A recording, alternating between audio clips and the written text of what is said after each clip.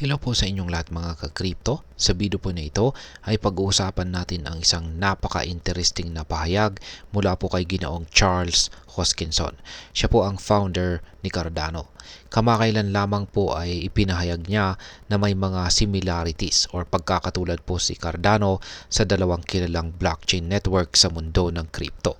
At yan po ay sina Bitcoin at saka si XRP. Pero ano nga ba ang ibig niyang sabihin dito?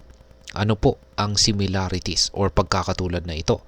At bakit po mahalaga ito para sa mga investors at traders ni Cardano?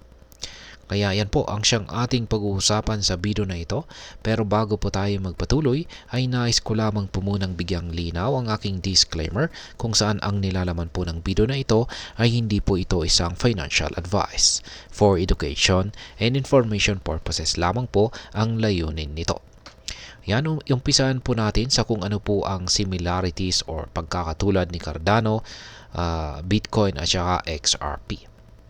Ayan po si Ginong Charles Hoskinson. Yan, sa isang broadcast na naganap noong December 22, 2024 ay nagbigay po ng mga insights kung bakit po siya naniniwala na si Cardano, Bitcoin at XRP ay mayroong bright futures or magandang hinaharap. Kung titingnan natin ang tatlong blockchain na ito, bawat isa ay may kanya-kanyang unique na katangian. Ngunit may mga aspeto rin sila na nauugnay sa isa't isa. Ayon po kay Ginoong Hoskinson, ang kanilang strength ay hindi lamang po sa teknolohiya, kundi po sa resilience nila sa pagharap sa mga challenges at saka hurdles. Unahin natin po kay Bitcoin. Ayan, bilang pinakaunang cryptocurrency, itinuturing po itong gold standard ng digital na pera. Nakita natin kung paano po ito nakatagal at lumago sa kabila ng mga pagsubok.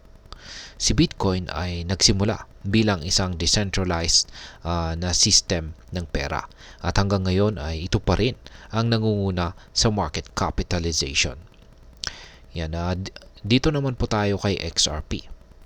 Yan na ginawa upang mapadali ang mabilis na pag-transfer ng pera lalo na sa mga remittance at saka international transfers.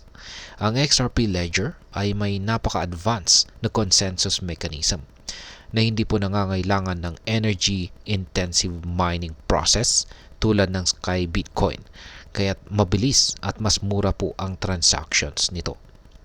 At ngayon ay narito naman po si Cardano, ang blockchain na binuo ni Ginoong Charles Hoskinson, ang isa sa mga co-founder ng Ethereum. Si Cardano ay kilala sa paggamit po ng research-driven approach at saka peer-reviewed technology kung saan ay naglalayong maghatid ng mas scalable at saka sustainable na blockchain solution. Ngunit ano nga ba ang similarities ng tatlong ito?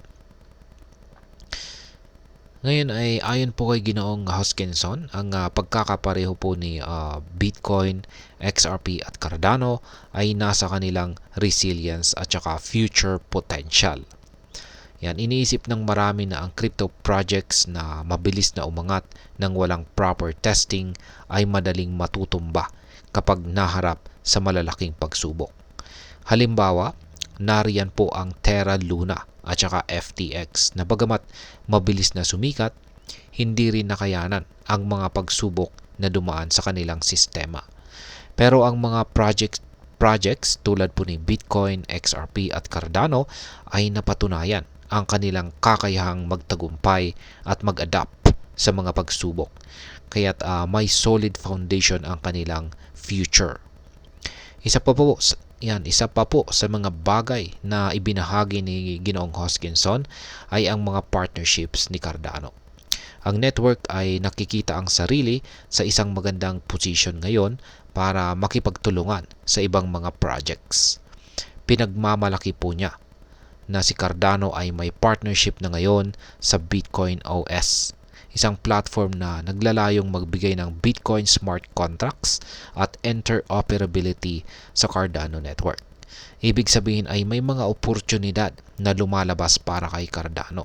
At makikita natin ito sa mga malalaking crypto conferences tulad po ng Bitcoin 2025 at saka Paris Blockchain Week sa susunod na taon.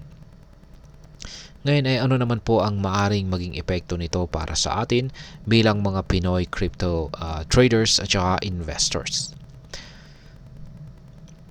Kung ikaw po ay isang investor ni Cardano, maaring ito na po ang panahon upang maging excited at maganda para sa mga posibleng paglago ng presyo ni ADA.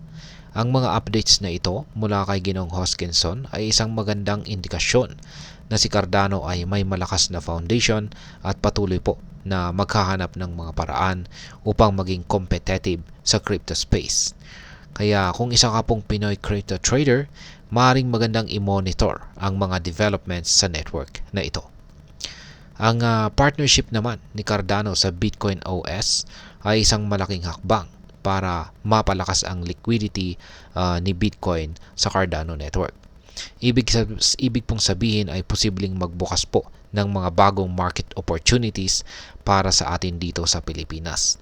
Dahil ang mas maraming partnerships ay magdadala po ng mas maraming exposure at saka adoption. Ang pag-participate po ni Cardano sa mga leading crypto events ay magbibigay din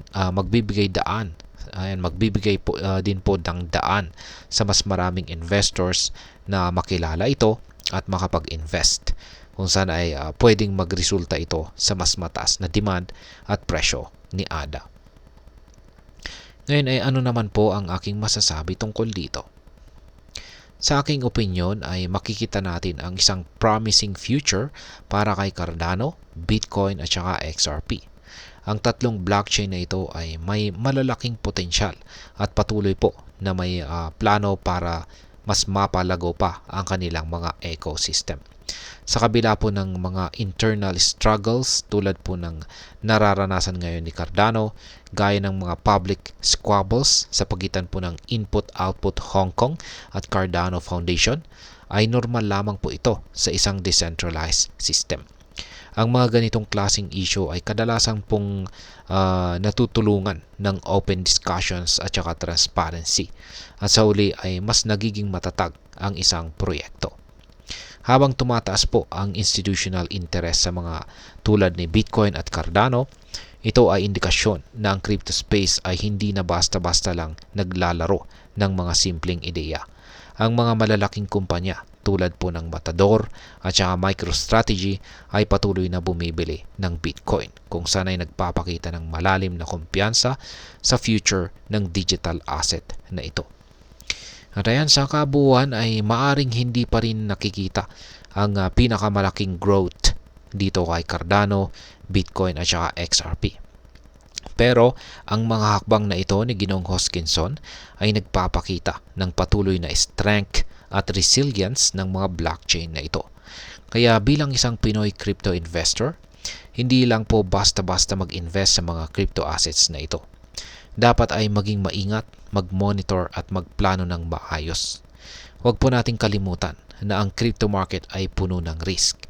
Ngunit sa tamang strategy at patience, ang mga blockchain na ito ay maaring magbigay ng magandang returns sa hinaharap. At ayan, hanggang dito na lamang po tayo sa video na ito mga ka-crypto. Sana po ay inyong nagustuhan ang aking paliwanag sa video na ito. Kung inyo po itong nagustuhan, pakiclick lamang po ang like button nito. Marami pong salamat sa panonood. Ingat po tayo lagi at God bless po sa ating lahat.